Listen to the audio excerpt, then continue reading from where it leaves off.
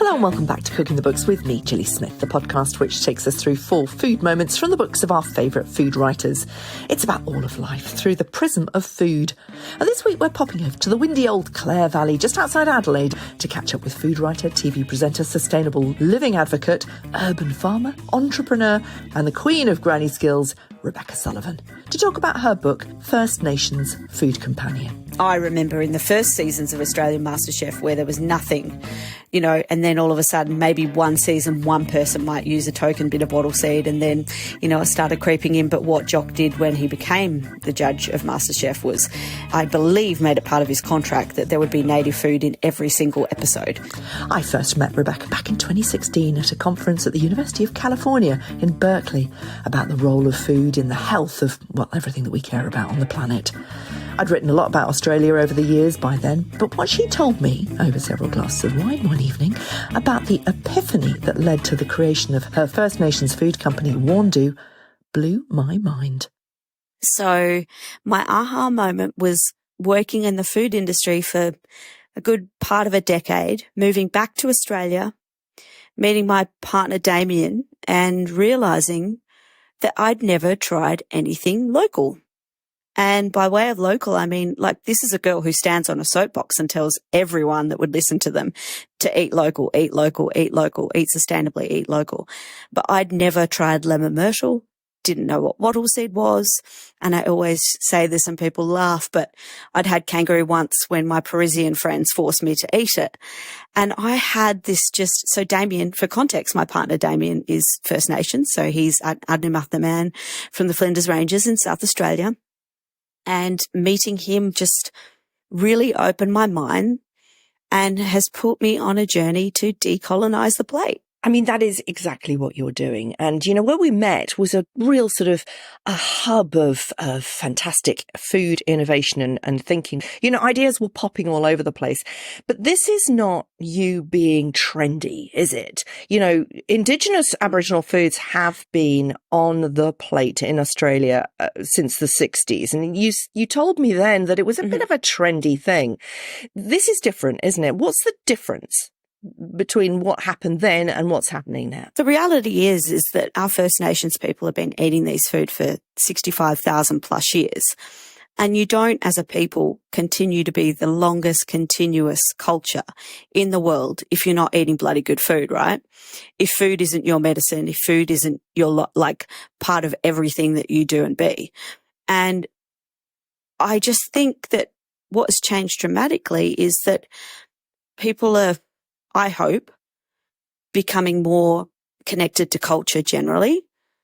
People's eyes are open to Aboriginal culture a lot more. We're a lot more aware of the fact that eating sustainably means eating locally. And if we're going to eat local, then how can you possibly ignore the foods from your own back garden? Coinciding with a superfoods trend.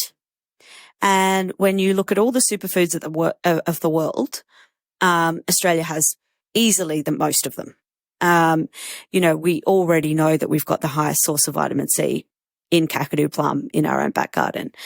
We know that our native pepper is high in antioxidants. We know that our plums are triple what a plum, from England would be. We know these things for the most part. It was also people being called out on the tokenism of using native food.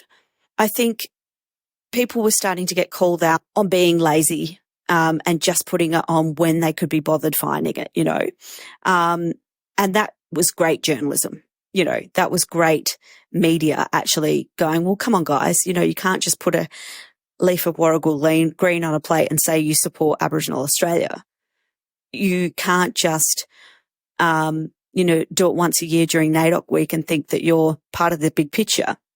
You have to go further. And for me, it was still people like Ben Shuri at Attica, who has always made the effort to maintain a menu that is largely native ingredients.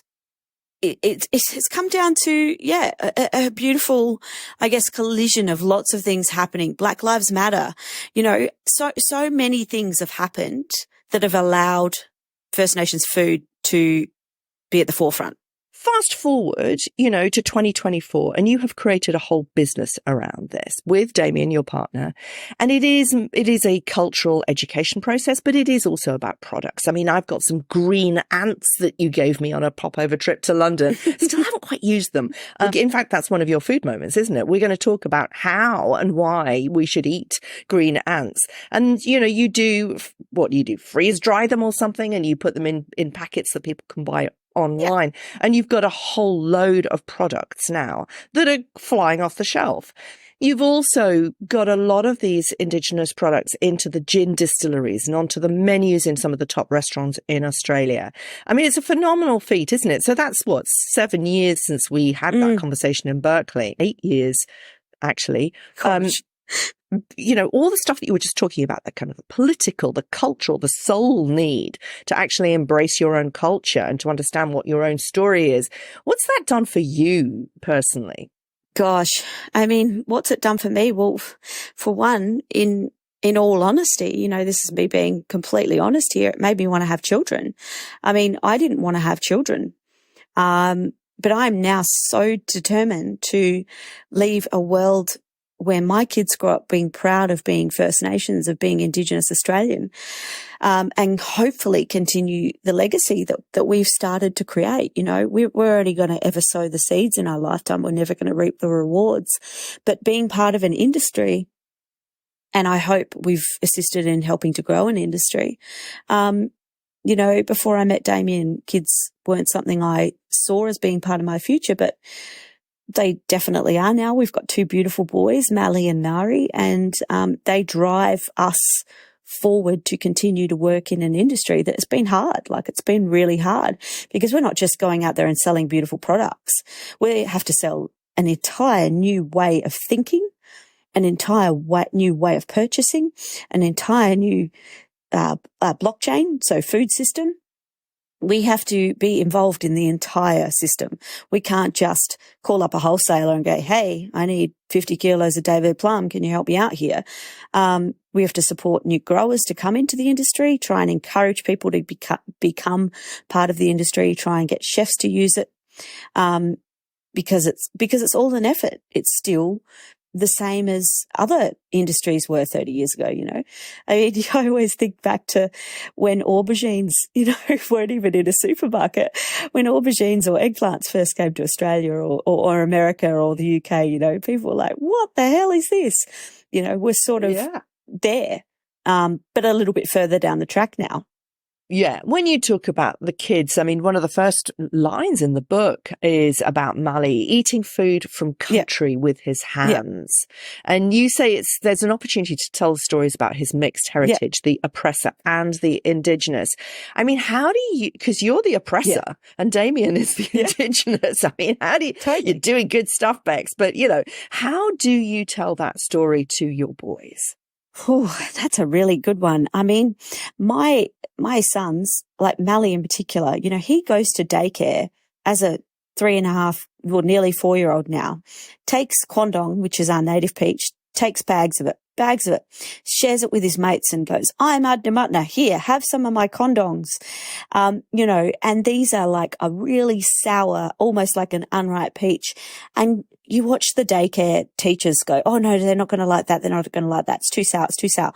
But the great thing about kids is their palates aren't bastardized. So these kids just eating them by the handful, And in that moment, because they're like warheads, right? Kids love sour, bitter, astringent things. If we can get this into these kids' diets when they're little, not only are they getting the taste of food that is medicine and great for them, they're getting a story. They're getting a word. They're getting language. They're not getting the white version of growing up that I did. They're starting to learn. And that, it's those sort of opportunities that I take as the oppressor or whatever to decolonize the plate of everyone in my community, everyone around me, and every opportunity I get. It's moments like that. It's using food as a tool to share story and open up a safe space for people to talk about our past.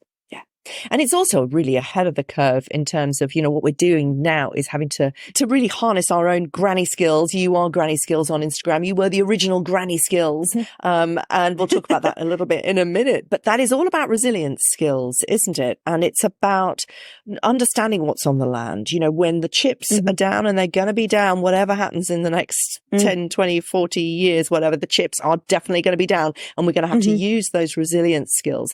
And that is absolutely entwined with the story, isn't it? Of country, of garden. You gave me a gorgeous book called A Conscious Garden, which is your latest book. It's all about the same thing, isn't it? It's about getting your hands dirty and seeing what's under your feet. 100%. When we talk about cuisines of resilience, I mean, this is it. This is the oldest cuisine in the world, and resilient, absolutely. Resilient from a past perspective, but this is now what we are now trying to thread back into farmers' land and into our plates to be climate resilient in the future, because it's the only stuff that we can guarantee is going to survive. It's survived 65,000 years. Obviously, some of it hasn't because of colonization and because of climate change and because of what we've done to the planet. But when we talk of cuisines of resilience, then this is it. We have to be thinking about climate resilience when we look at our plate.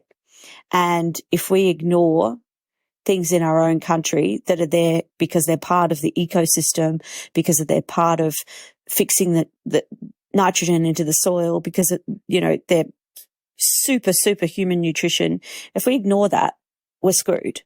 Like, we're absolutely 1,000,000% screwed. And we have an opportunity right now to tip. And if we don't use our old people, and when I talk about our old people, I'm talking about our Indigenous elders, if we do not take the knowledge that they have, they are our living encyclopedias, and they're going to be gone very, very soon. Our elders, like both Damian's grandparents are gone. There's not many of them left, and we are absolute arseholes if we don't do something about it.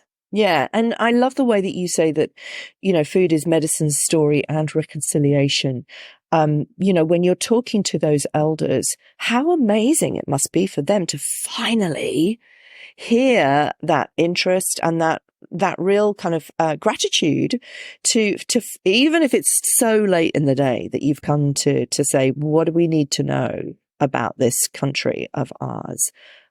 Is that a reconciliation that you see? Well, yeah, we like to talk about reconciliation on the plate, but it is also a very, very complex story, in that we can't just presume that because an elder has knowledge that they want to give it to us, right? We have to consider how many times people have taken First Nations people's knowledge all over the world. I'm not just talking about Australia here. In context, every Indigenous peoples that I've ever met, we have this, it's the same story I hear over and over. Someone's got a story from an auntie about this amazing plant that can cure this and cure that, and off they've gone and taken it to a bloody lab and sold it for millions of dollars, I mean, the contraceptive pill is a prime example of something that came from Australia. It's actually the kangaroo apple. The seed, was sold by a white Australian man to Russia in the early 60s or something to make the contraceptive pill as we know today, because he noticed that the kangaroos ate it at a certain time and the Aboriginal women ate it at a certain time, and then had it tested, and then boom, before you know it, another piece of intellectual property has been stolen by an Aboriginal person. So it's a really complex one to try and explain in one, I guess, chat, Gilly, in that as a non-Aboriginal person, whilst we have this plethora of knowledge out there, we can't presume that we can share all of it either. So we have to, it's all about relationships, and if we don't build those relationships and have that trust, some Aboriginal elders are more than happy to pass down stories to anyone because they don't want it to die. And then others have been stuffed around in the past, so they don't want to. And I completely understand that. I understand both sides of the coin. So it's a really complex one. I wrote a book way back in 1998 about Australian food, and, the idea that a British person, should come over and tell the story or at least hold the microphone to people to tell the story about Australian food is just so hilariously 90s. It just wouldn't happen now. Oh, it still would, Gilly. But what I was getting was these waves of immigration, the power of story around food and identity. And, the Italians coming over in the 1950s, the Greeks in the 60s, the Vietnamese boat people in the 70s, and that wonderful fusion that became, created the best Australian food, well, the best food in the world, actually. And with your incredible produce around just off your shores, the Australian food is incredibly good. And it has attracted a lot of amazing chefs into the world of food. Does that include Indigenous people? Well, not as much as we'd like. And there are lots of reasons for that. One being, very sadly, our First Nations population is not very large because of colonisation and other factors. And two, in the native food industry, we only have about a 1% to 2% participation rate. So of what is, a multi-million-dollar industry that uses native foods, only about 1% to 2% of people are First Nations involved in that, which is something we're working very, very hard to change with all the work that we're doing at the moment. Behind the scenes. And that is really sad.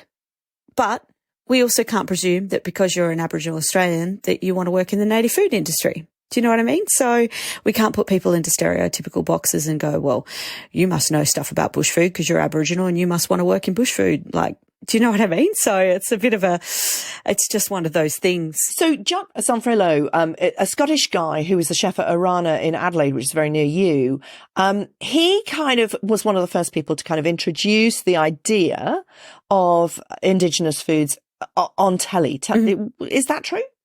Yeah, so he sadly passed away in April last year.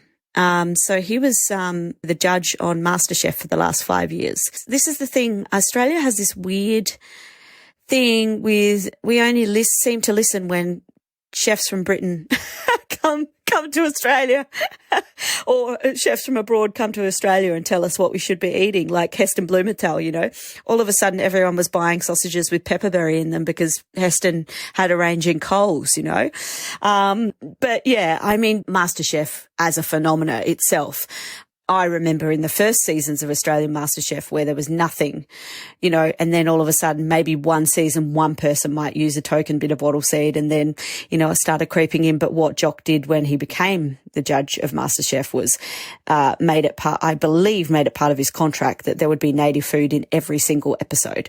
And there was always acknowledgements to country at the start of every show and things like that, which were just so fantastic for an audience that large. But, it took a Scotsman who came and lived in Australia for that to happen. Let's go into some of your food moments. We were just talking about, kind of getting Indigenous products on the MasterChef menus. We start with roux burger and crocodile curry. I mean, you say it's straight on a plate. It is. It feels a bit like Crocodile Dundee. It feels almost pastiche. Does it feel a little bit stereotypical and a little bit tacky? Yes, it probably does, but a really important food source for First Nations Australian people who live up and around coastal waterways and obviously inland waterways. So, and the beautiful thing about crocodile is it really is just like eating, chicken. And it's so versatile. But, it's not my favourite meat in the world because sometimes it can be a pain in the ass to cook. But what it does is it starts a conversation, and that conversation leads to a story, and that story leads to language or a word, and that language or a word leads to culture. And that's all we're trying to do. Yeah. I mean, I remember doing a story on crocodile back in 93. I was working on Channel 4's Food File and I had to go down to Brookston Market to do, and the episode was called Novel Foods. And it was about how we introduce, foods that are exotic and into the kind of the menu. It had nothing to do with story. It was just about people making money out of it. Absolutely. And people having a laugh about it, or the shock factor. It was shock factor, right? Yes. As opposed to appreciation factor. Totally, that's it. And that's the difference. And, there's a place in Borough Market, the place that sells the ostrich. I remember doing pop-up restaurants in London where I'd have to get my crocodile and kangaroo meat from the place in Borough Market. But the difference is we're not doing it for shock factor, we're doing it for appreciation factor, and reconciliation factor. Your second food moment is much more to do with what most of us would understand to be kind of indigenous foods, bush flower waters, and the role of fermenting and growing and collecting. And is that all part of the same story? Yeah, absolutely. I mean, First Nations Australians were hunter-gatherers. They were sophisticated farmers and the first fermenters, the first bakers, the first, everything you can possibly imagine. And what I started to realize as someone who loves fermenting things and loves to eat fermented foods, I started to do a bit more research and digging into it. And, they existed. They existed tens of thousands of years ago. No different to what we're doing now, just in different vessels and in different forms. So the flower waters, we were told beautiful stories of flowers such as banksias and bottle brushes and the ones that have nectar right at the ends. All you had to do is put them in a jar, cover them with water, and you got a natural flower water because the nectar is the sugar. So no different to fermenting anything that's got sugar and fruit in it. So this has been done for tens of thousands of years. And what I wanted to do by putting these sorts of recipes in the books was show people that these have been being done for tens and tens of thousands of years, that it's not a new thing, that I'm not trying to be a hipster and, ferment and make kombucha just with a native ingredient. Just wanted to show the simplicity of being aware of seasons. So what the flower water thing does really is just shows you how aware of the seasons are. Because if you can beat a bird to a flower for the nectar, for something that is highly nutritious and sweet, naturally sweet, not sugary sweet, not the way we make kombucha today, but it just shows you how aware and in tune with the seasons. Yeah, absolutely. And traditional medicine is absolutely integral to eating, isn't it? Mm-hmm. When you're talking about fermenting, it's the first thing I go to if I feel like I'm getting a bit of a bug coming in, some kombucha. Yeah. That's my automatic reaction now. I've learned that. Yeah. And quite late in the day, Indigenous people would have grown up on that stuff. Yeah. Well, just something as simple as, Kakadu plum comes out before flu season hits. And Kakadu plum is the highest source of vitamin C in the world. And, it was just eaten whole as medicine, as a tasty little energy pop of medicine. It's sour, and tart, and has flesh a bit like an olive, but it was medicine. All this stuff is medicine. And we, have gone so far removed from eating that way. I definitely see lots of Asian cultures and Indigenous cultures still living this way. But me as a, kid born in the 80s in white Australia, was so far removed from this, so far removed that it couldn't be more removed. Your third food moment is what you call mac lentil curry. It's macadamia, one of my favourite nuts. I first tasted them in Australia way, way, way back when I was about 21, and I just thought, oh my God, this is heaven. We can make it in the UK, obviously, because we've got macadamia nuts, but they are indigenous to Australia. I mean, all of these things we can get. Yes. But it's much more the story behind it that we're interested in here. Why did you choose this as one of your food moments? What does this represent to you? Because for me, this is like a mishmash of culture.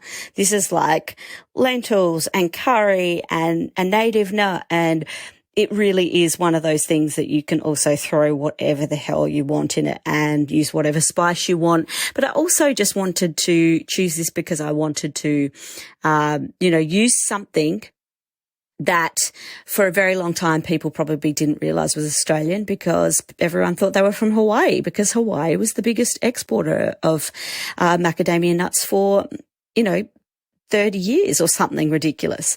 And that's because, once again, we lost the IP. We didn't think it was worth protecting, which is why one of the big missions we're on at the moment is working on intellectual property and protecting some of the native foods that we haven't already lost or given to another country for nothing, and they've become the biggest exporter of it. So we're working on some technology at the moment and working on a system whereby we can protect foods much like champagne, like camembert, like the DOC system in the same way. I just wanted to put that in there so that we open a gateway for a story so that we can say, well, actually, that nut was ours and we gave the seed to someone and they grew them in Hawaii, and we're only just starting to overtake them, Hawaii again as being the largest exporter of them. Yeah, and that is speaking the food industry language as well. When you start talking about DOC, DOP, you know, it's oh, okay, we know that one. Yeah, great. And then we are opening the door to, you know, more on menus, more stories, more trends, more buzz. Absolutely. You're 100% right. Like green ants. I mean, I was quite surprised when you gave me a packet of green ants. Thanks for that. Well, look, let's not tell Border Control that I was bringing those into London. I'm trying to find someone to feed them to, actually. I'm sure I'm going to get loads of comments saying, me. Yeah. You know what, Jill, use them where you'd use coriander seeds, because that's where, in cooking in curry paste, sprinkled on someone's yogurt, you know, next time they come over, and don't tell them what they are until they've finished, you know, that sort of thing. Absolutely. But you do say that the reason that you've chosen this one is because it's a way to share story. Yeah. So actually there's much more point in telling people what they are eating before, or maybe afterwards. Maybe just the vegans afterwards. Maybe. I always thought that green ants were much more associated with Asian food. Well, I'm sure they probably have their own version of a green ant, but this particular green ant is very much from a very specific part of the top end of Australia, from the Larrakia country, and it's only harvested by Larrakia people. It's not allowed to be harvested by anyone else. It's very much illegal to do so. So it's really, really special when you get to purchase something like that, because you know it is being wild harvested by the people who are supposed to do it. You know, Australia, the story you tell is so full of story and substance and depth. It's not how Australia has been painted over the years. And actually, Australia hasn't got the best rep for being, you know, a particularly sort of outward looking nation. No. How does this help Australia kind of settle into itself and become a better nation, do you think? Well, I think what's going to happen is eventually, as Australians, we're very bloody proud of stuff, right? But it's usually sport. One day, we're going to realise that we have this wealth of knowledge and skills and medicine and food and biodiversity, and we're just going to wake up and be so bloody proud of it. And that's when things are going to change. Everyone's going to be proud of being Australian and of our cultural past and our future and our possibility moving into the future. Look, things are dreary post-referendum. I'm not going to lie. I have been very disappointed in my country, but I meet enough people on the daily basis that are fighting the good fight with me, and I meet enough people that once I explain something, their mind is like blown, a bit like mine was. So all it takes is for me and the other people that are fighting the good fight to get into enough people's living rooms or pantries, for want of a better word, to blow people's mind so that they can have their own aha moment and appreciate and champion our truly local foods in Australia. Thanks for listening. Do head to Extra Bites on my Substack to get a taste of some of Rebecca's First Nations food. And I'll see you next week.